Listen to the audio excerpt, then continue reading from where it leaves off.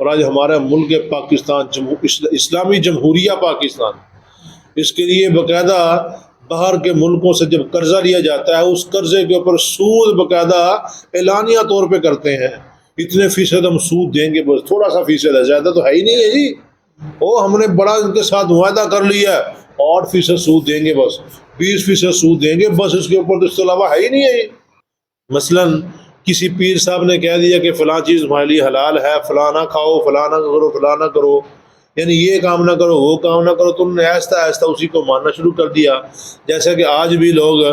کالے جوتے نہیں پہننے، نحوست آتی ہے، یہ نہیں کرنا، وہ یہ ہوتا ہے، مصلے کے اوپر کھڑے ہو کے پلو سے منہ نہیں پونجنا، اس سے جو ہے نا وہ رزق میں کمی ہوتی ہے، پتہ نہیں کہاں کہاں کیا کیا کمی کر دی ہے، کوئی سمجھ ہی نہیں کہ کہاں پہ یہ ہوتا ہے کہاں پہ وہ ہوتا ہے۔ رات کو جو ہے نا صفائی کریں تو پتہ نہیں کیا کہا ہوا یہ ہوتا ہے، عجیب عجیب ڈرامے۔ اللہ سے ڈرنے والا انسان ان ڈراموں سے نہیں ڈرتا ہے، یہ صرف لوگوں کے اپنے بنائے ہوئے ڈھسلے ہیں، اپنے پاس سے بیٹھے گھڑتے رہتے ہیں فارغ لوگ، یہ کرو گے تو یہ ہو جائے گا، یہ کرو گے تو یہ ہو جائے گا، کچھ بھی نہیں ہوگا۔ سب کچھ کرنے والا کون ہے؟ اللہ۔ جو کچھ رب العالمین نے متعین انسان کے لیے کر دیا ہے، جو مقدر میں لکھ دیا وہ وہی اس کے ہوگا، اس کے علاوہ اس کے ساتھ کچھ بھی ہونے والا نہیں ہے۔ اما بعد فاعوذ باللہ من الشیطان الرجیم، بسم اللہ الرحمن الرحیم۔ فبظلم من الذین ہادوا، پس یہودیوں کے ظلم کی وجہ سے، حرمنا علیہم، ہم نے حرام کر دی ان کے اوپر، طیبات پاکیزہ چیزیں، احلت لہم، جو ان کے اوپر حلال تھی، فبصدہم، اور ان کے روکنے کی وجہ سے، عن سبیل اللہ کثیرا، اللہ کے راستے سے بہت زیادہ، واخذہم الربا، اور ان کا سود لینا، وقد نہوا عنہ، اور اس سے منع بھی کیا گیا ان کو، واکلہم اموال الناس بالباطل، اور لوگوں کا مال کھانا باطل طریقے کے ساتھ، وَأَعْتَدْنَا لِلْكَافِرِينَ مِنْهُمْ عَذَابًا أَلِيمًا، اور ہم نے کافروں کے لیے دردناک عذاب تیار کر رکھا ہے۔ لیکن الراسخون، لیکن راسخ لوگ، فی العلم، علم میں، منہم، ان میں سے، والمؤمنون، اور ایمان والے، یؤمنون، جو ایمان رکھتے ہیں، بما انزل الیک، اس کے اوپر جو آپ کی طرف نازل کیا گیا، وما انزل من قبلک، اور جو نازل کیا گیا آپ سے پہلے، والمقیمین الصلاۃ، اور نماز قائم رکھتے ہیں، والمؤتون الزکوٰۃ، اور زکوٰۃ ادا کرتے ہیں، والمؤمنون باللہ، اور ایمان رکھتے ہیں اللہ تعالیٰ پر، والیوم الآخر، اور آخرت کے دن پر، اولئک سنؤتیہم اجرا عظیما، یہی لوگ ہیں کہ ہم ان کو دیں گے بہت بڑا اجر۔ صدق اللہ مولانا العظیم۔ اللہم صلی علی محمد وعلی آل محمد كما صليت على إبراهيم وعلى آل إبراهيم إنك حميد مجيد۔ اللهم بارك على محمد وعلى آل محمد كما باركت على إبراهيم وعلى آل إبراهيم إنك حميد مجيد۔ فبظلم من الذين هادوا حرمنا عليهم طيبات أحلت لهم۔ آگے رب العالمین نے یہودیوں کے اوپر جو کچھ چیزیں حلال تھی، ان کے اپنے ظلم کی وجہ سے ان کے اوپر وہ چیزیں حرام کر دی گئی ہیں۔ مثلاً کسی پیر صاحب نے کہہ دیا کہ فلاں چیز ہمارے لیے حلال ہے، فلاں نہ کھاؤ، فلاں نہ کرو، فلاں نہ کرو، یعنی یہ کام نہ کرو، وہ کام نہ کرو، تم نے آہستہ آہستہ اسی کو ماننا شروع کر دیا۔ جیسا کہ آج بھی لوگ کالے جوتے نہیں پہننے، نحوست آتی ہے، یہ نہیں کرنا، وہ یہ ہوتا ہے، مصلے کے اوپر کھڑے ہو کے پلو سے منہ نہیں پونجنا، اس سے جو ہے نا وہ رزق میں کمی ہوتی ہے، پتہ نہیں کہاں کہاں کیا کیا کمی کر دی ہے، کوئی سمجھ ہی نہیں کہ کہاں پہ یہ ہوتا ہے کہاں پہ وہ ہوتا ہے۔ رات کو جو ہے نا صفائی کریں تو پتہ نہیں کیا کہا ہوا یہ ہوتا ہے، عجیب عجیب ڈرامے۔ اللہ سے ڈرنے والا انسان ان ڈراموں سے نہیں ڈرتا ہے، یہ صرف لوگوں کے اپنے بنائے ہوئے ڈھسلے ہیں، اپنے پاس سے بیٹھے گھڑتے رہتے ہیں فارغ لوگ، یہ کرو گے تو یہ ہو جائے گا، یہ کرو گے تو یہ ہو جائے گا، کچھ بھی نہیں ہوگا۔ سب کچھ کرنے والا کون ہے؟ اللہ۔ جو کچھ رب العالمین نے متعین انسان کے لیے کر دیا ہے، جو مقدر میں لکھ دیا وہ وہی اس کے ہوگا، اس کے علاوہ اس کے ساتھ کچھ بھی ہونے والا نہیں ہے۔ یہ لوگ ڈرتے رہتے ہیں، کبھی یہ کبھی وہ، ان کی زندگی بڑی مشکل ہوتی ہے۔ اب کبھی دیکھنا ان کی زندگی انتہائی مشکل ہوتی ہے، یہ ہوگا تو وہ ہو جائے گا، روٹی پکاتے پکاتے پھول گئی تو پتہ نہیں کیا کیا، اپنے پاس سے عجیب عجیب باتیں گھڑی ہوئی ہیں،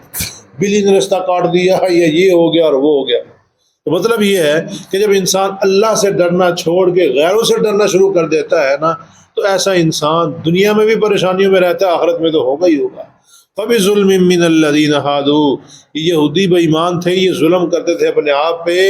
اس اپنے آپ کے اوپر ظلم کرنے کی وجہ سے اللہ نے فرمایا ہم نے ان کے اوپر کچھ طیب پاک چیزیں تھی، حلال چیزیں تھی، وہ ہم نے ان کے اوپر حرام کر دی، حالانکہ وہ چیزیں ان کے اوپر حلال تھی۔ اور دوسرا وَبِصَدِّهِمْ عَنْ سَبِيلِ اللَّهِ كَثِيرًا، ان کا اللہ سے، اللہ کے راستے سے بہت زیادہ روکنا، اس وجہ سے بھی ہم نے ان کے اوپر کیا کیا، کچھ چیزیں حرام کر دی۔ وَأَخْذِهِمُ الرِّبَا، اور ان کا سود لینا، کیا کرنا، ان کا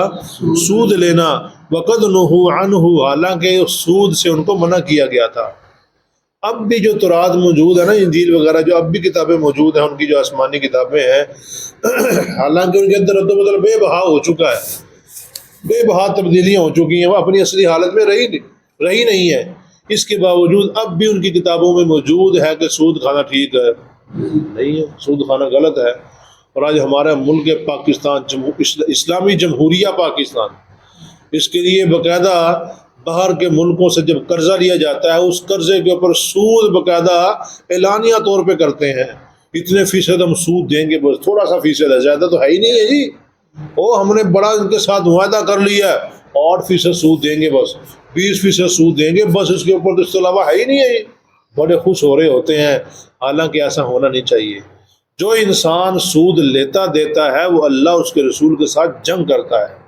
جو انسان اللہ اس کے رسول کے ساتھ جنگ کرے اس کے ساتھ بھلائی ہو سکتی ہے، کبھی وہ کامیاب ہو سکتا ہے، جو اللہ اس کے رسول کے ساتھ جنگ کر رہا ہے وہ کبھی بھی کامیاب نہیں ہو سکتا۔ وَأَخْذِهِمُ الرِّبَا، اور یہودیوں کے عیسائیوں کے سود لینے کی وجہ سے، وَقَدْ نُهُوا عَنْهُ وَأَكْلِهِمْ أَمْوَالَ النَّاسِ بِالْبَاطِلِ، حالانکہ اس سود لینے دینے سے ان کو منع بھی کیا گیا، اور لوگوں کا مال بھی باطل طریقے سے کھاتے ہیں، جھوٹ بول بول کے ان کا مال بھی کھاتے ہیں، اپنے پاس سے مسئلہ عجیب عجیب بتا بتا کے ان کا مال بھی ہڑپ کرتے ہیں۔ تو اللہ نے فرمایا وَأَعْتَدْنَا لِلْكَافِرِينَ مِنْهُمْ عَذَابًا أَلِيمًا، ایسے لوگ کافر ہیں، ان کافروں کے لیے ہم نے دردناک قسم کا عذاب تیار کر رکھا ہے۔ لیکن اللہ نے فرمایا، مزید رب العالمین نے فرمایا کہ ان میں سے کچھ اچھے علم والے لوگ بھی موجود ہیں، مضبوط علم والے لوگ بھی موجود ہیں، یہ نہیں کہ سارے ایک ہی طرف بھیڑ کی چال، نہیں، بلکہ ان میں سے اچھے اچھے لوگ بھی موجود ہیں جو ایمان لے آئے نبی علیہ السلام پہ بھی، جو نبی علیہ السلام پہ ایمان لے آئے وہ ان میں سے علم والے، جو کہ اپنے علم کے مطابق عمل کیا، لوگوں سے نہیں ڈرے، لوگ کیا کہیں گے، لوگوں کے یہ سادہ جو نا ہمارا تعلق ہے وہ خراب ہو جائے گا، یہ وہ لوگوں کے جو نظروں میں آ جائیں گے، یہ اللہ نے فرمایا انہوں نے لوگوں کی پرواہ نہیں کی، بلکہ اپنے علم کو دیکھا، علم کیا کہہ رہا تھا کہ آخری نبی سچا نبی ہے، انہوں نے مان لیا، ان کی نشانی کتابوں کے اندر موجود تھی، سارا کچھ انہوں نے پڑھا ہوا تھا، جب نبی علیہ السلام تشریف لائے انہوں نے مان لیا، بالکل کہا جی یہ آخری نبی ہے۔ یؤمنون بما انزل الیک، وہ ایمان رکھتے ہیں آپ پر جو نازل کیا گیا اس کے اوپر بھی ایمان رکھتے ہیں، وما انزل من قبلک، جو آپ سے پہلے نازل کیا گیا اس کے اوپر بھی ایمان رکھتے ہیں، والمقیمین الصلاۃ، اور خاص طور پہ نماز بھی ادا کرتے ہیں، نماز قائم کرتے ہیں، والمؤتون الزکاۃ، اور زکوٰۃ بھی ادا کرتے ہیں، والمؤمنون باللہ، اور اللہ پر ایمان بھی رکھتے ہیں، والیوم الآخر، اور آخرت کے دن کے اوپر بھی ایمان رکھتے ہیں۔ یعنی ان کے اندر سارے بے ایمان نہیں ہیں، بلکہ راسخ فی العلم بھی لوگ موجود ہیں ان کے اندر، یعنی اپنے علم پر عمل کرنے والے لوگ ان کے اندر موجود ہیں۔ اللہ نے فرمایا ایسے لوگ جو اللہ پر بھی ایمان رکھتے ہیں، قیامت کے دن پر بھی ایمان رکھتے ہیں، زکوٰۃ بھی ادا کرتے ہیں، نماز بھی قائم کرتے ہیں، نبی علیہ السلام پر جو نازل ہوا اس کے اوپر بھی ایمان رکھتے ہیں، پہلی کتابوں کے اوپر بھی ایمان رکھتے ہیں، اولئک سنؤتیہم اجرا عظیما،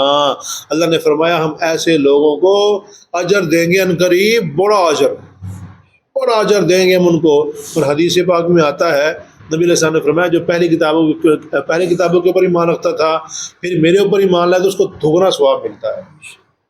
پہلی کتاب کے اوپر ایمان لانے کا بھی اور میری کتاب کے اوپر بھی ایمان لانے کا دگنا گویا کہ اس کو ثواب ملتا ہے۔ تو انسان کو چاہیے اپنے علم کے مطابق جو رب العالمین نے دیا ہوا ہے، سمجھ انسان کو دی ہوئی ہے، عقل دی ہے، وقت بھی دیا ہے، اس کے مطابق انسان زندگی گزارے اور نبی علیہ السلام کی شریعت کے مطابق زندگی گزارے، نبی علیہ السلام کی شریعت سے ہٹ کے زندگی نہ گزارے، وگرنہ جیسے یہودیوں کے اوپر کچھ چیزیں حرام کر دی گئی،